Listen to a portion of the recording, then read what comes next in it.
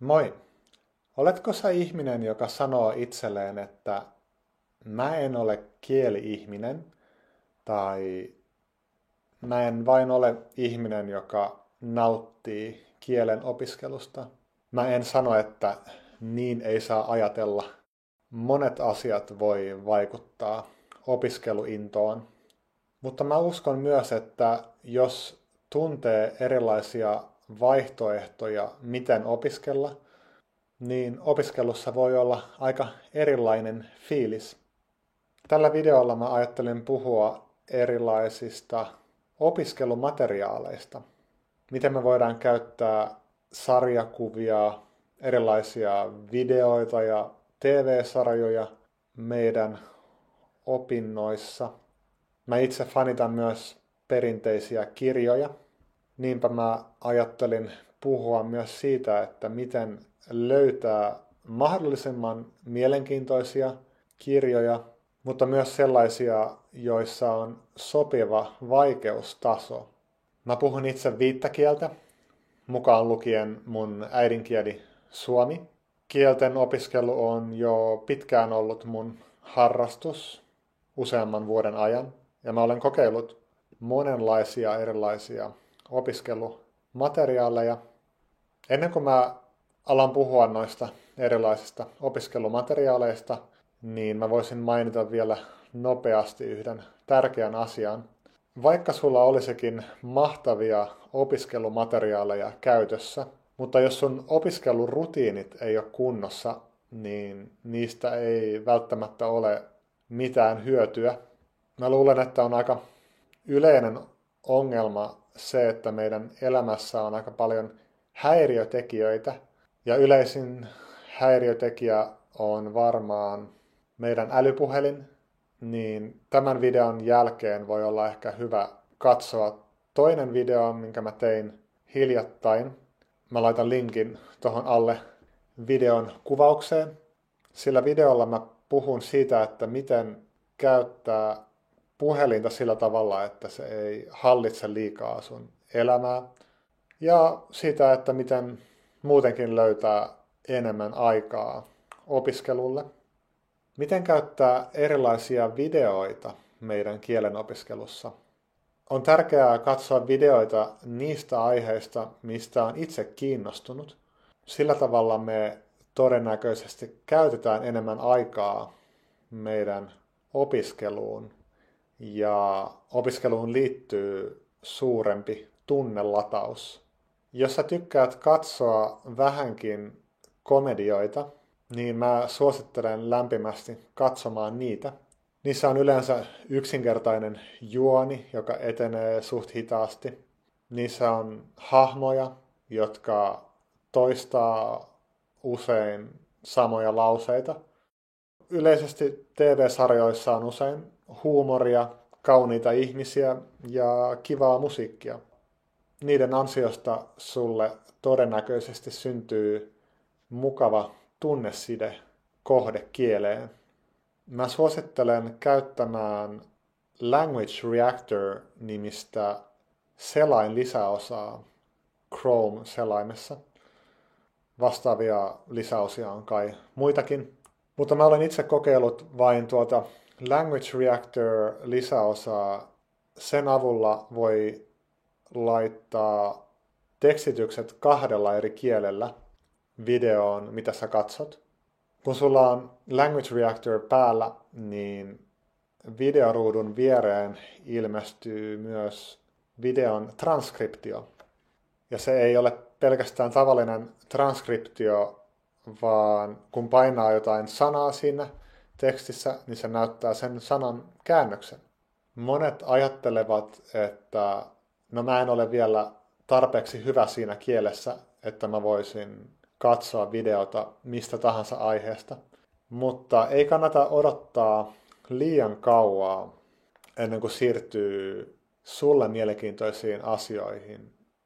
Aluksi se on tietenkin vähän vaivalloista, mutta ongelma on myös se, että me aikuiset ollaan totuttu siihen, että me ymmärretään kaikki meidän omalla äidinkielellä, mutta se on ihan normaalia, että ei ymmärrä kaikkea heti.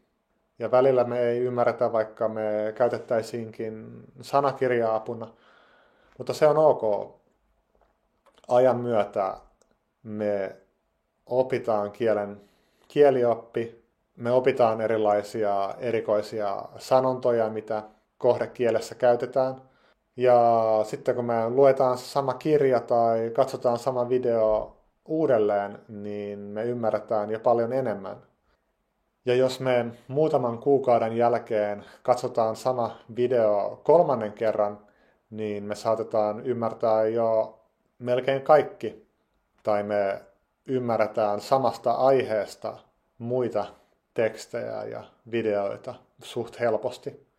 Silloin kun me katsotaan videoita tai luetaan kirjoja niistä aiheista, mistä me tiedetään jo paljon, niin me usein myös arvataan monien sanojen merkityksiä.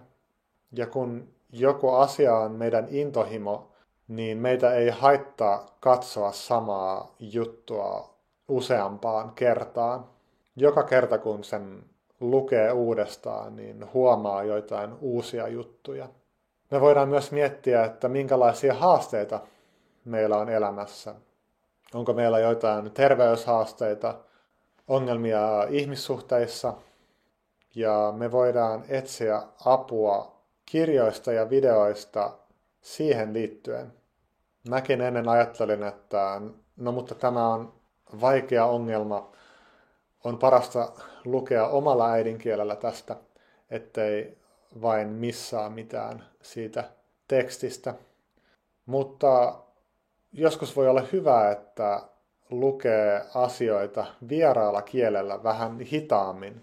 On mahdollista, että silloin miettii myös syvemmin joitain sen haasteen aspekteja.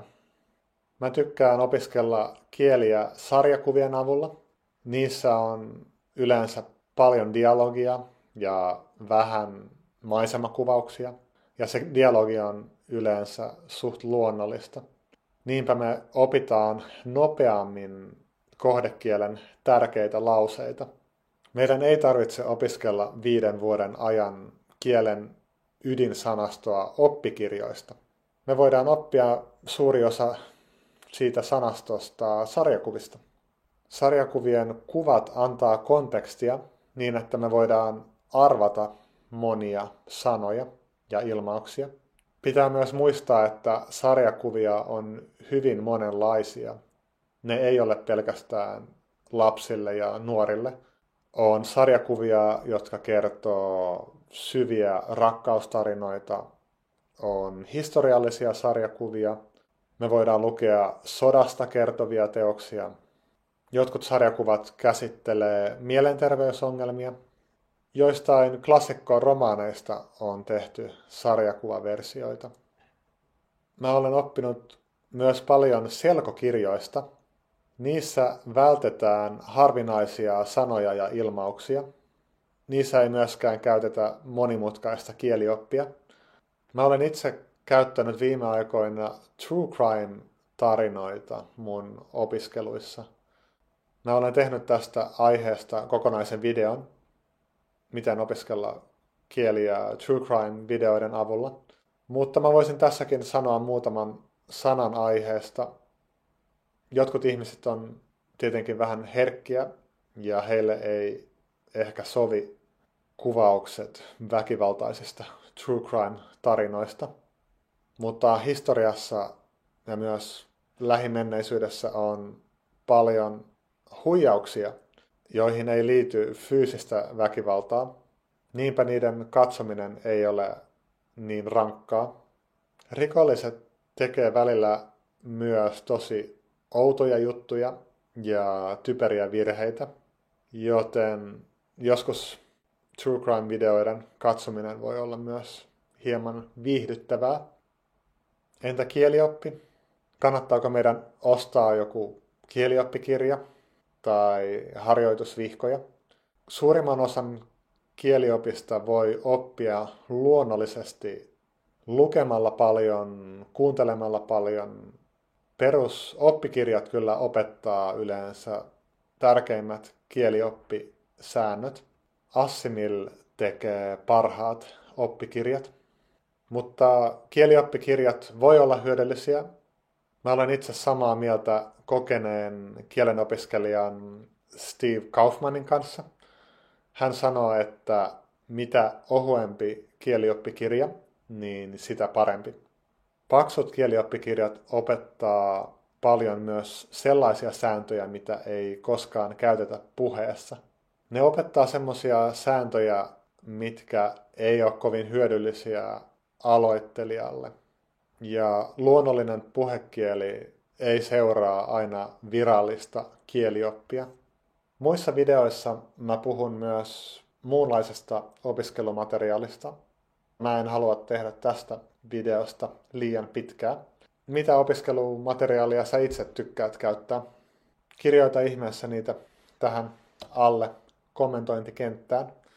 Myös muut kommentit ja kysymykset on hyvin tervetulleita. Kiitos kun katsoit tämän videon kokonaan. Nähdään taas. Moi moi!